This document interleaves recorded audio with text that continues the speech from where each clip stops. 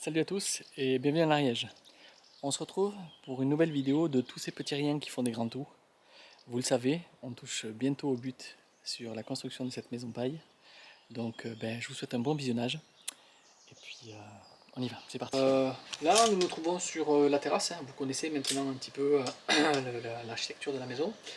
Et vous avez vu que sur l'assemblage qui constitue la ferme, on a des assemblages faits...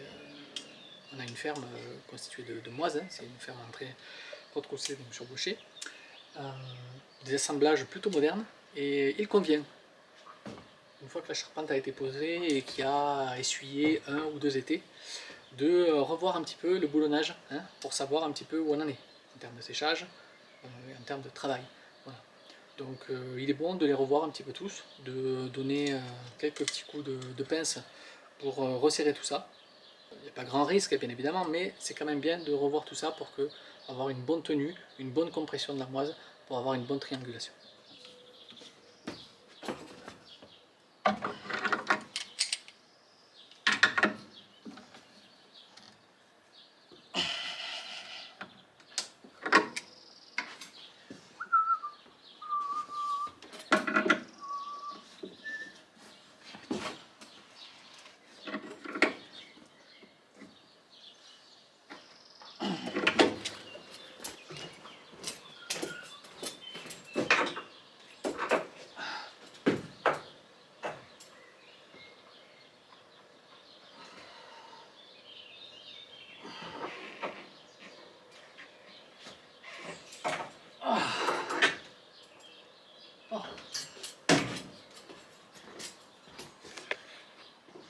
Vous entendez?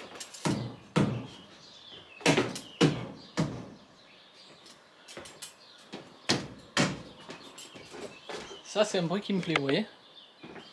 Sur la vidéo précédente, la dernière vidéo sur le vestibule, je vous parlais de cette idée de faire une vidéo sur les questions que peut-être vous vous posez et auxquelles je n'aurais pas répondu au cours du chantier. Un genre de foire aux questions, quoi, comme ça se fait beaucoup. Alors c'est rigolo parce que les principaux messages que j'ai reçus ne sont pas du tout des questions, mais plutôt, il faut le dire, j'ai reçu beaucoup de remerciements et de demandes de continuer à publier ce que je partage après la fin de ce chantier. Alors c'était très touchant, j'ai des messages qui ont été vraiment très touchants. Je crois que depuis le début de ce partage, hein, on est sur une relation plutôt saine, hein, et bienveillante, et je me félicite de ça. On lit bien trop souvent dans les commentaires sous les vidéos des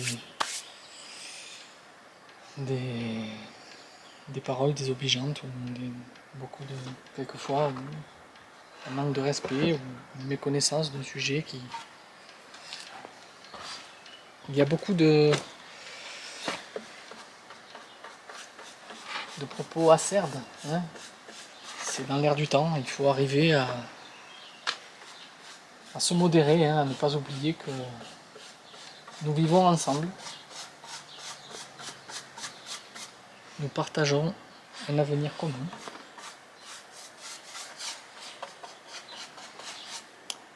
Bref, je ne suis pas là pour vous donner des leçons, mais juste en tout cas pour vous remercier de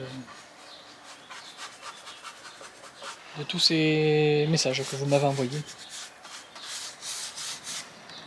récemment et tout au long du chantier.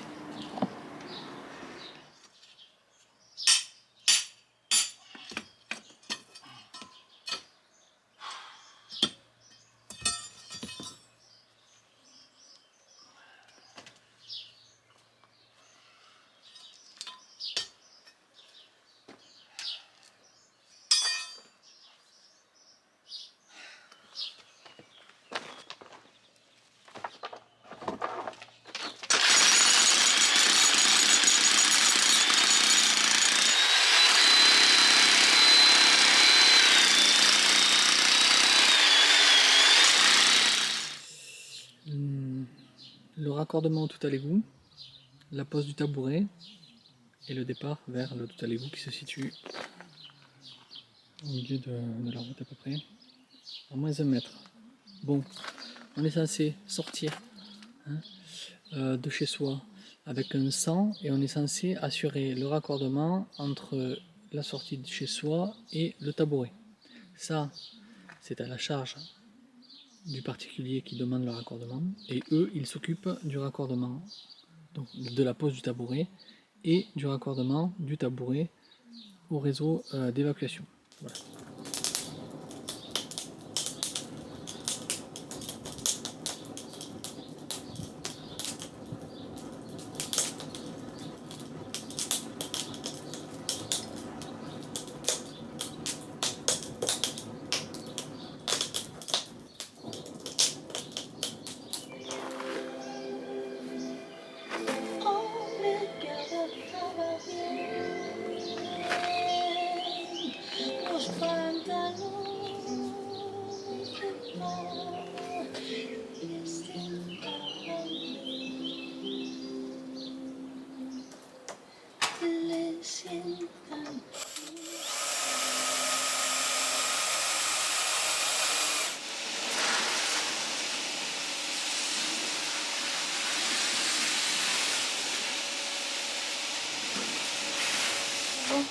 On a réussi enfin à récupérer en Syrie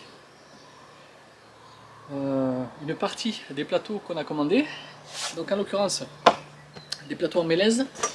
Plateaux en mélèze avec lesquels on va faire les pas de porte. La porte d'entrée, la porte de la serre, la porte-fenêtre.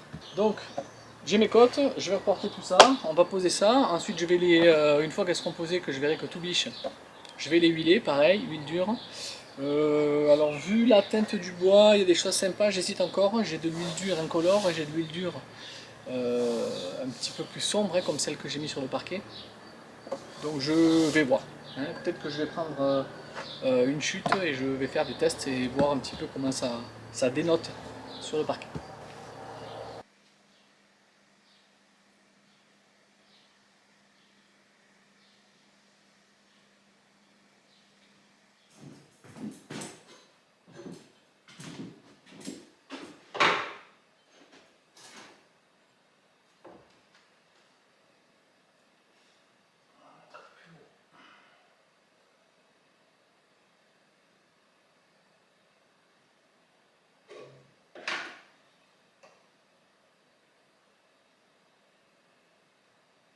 Voilà, je suis en train de disposer les étagères de la cuisine. Ça me fait penser que ce qui peut être pertinent pour ce qui est de votre aménagement intérieur, c'est, si vous voulez, nous, avant qu'on fasse tous les enduits, on a relevé toutes les côtes de tous les montants, tous les axes des montants, au rez-de-chaussée et à l'étage. C'est quand même beaucoup plus prudent pour ce genre de charge d'aller chercher l'ossature derrière. Si vous y pensez déjà dès la conception, vous pouvez déjà arriver à vous faciliter la tâche pour ce qui est des finitions. Voilà. J'ai fait les pas de porte en mélèze. Du coup, comme les plateaux étaient vraiment très beaux, j'ai pris du mélèze. 4 plans de travail que je vais assembler, coller, et j'ai demandé que sur une des faces, il me laisse l'écorce. Voilà, que je vais juste poncer, mais que je vais garder pour former le bord du plan de travail. Voilà, tout ça c'est posé sur des carreaux de plâtre que j'ai enduits avec le reste d'enduit que j'ai utilisé pour la terrasse.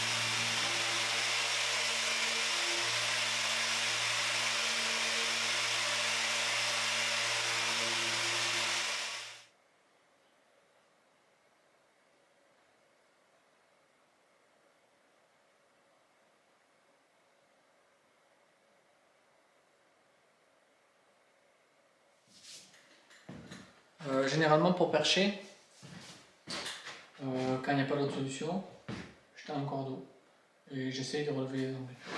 Alors en connaissant un petit peu les angles complémentaires, etc., on réduit la marge d'erreur.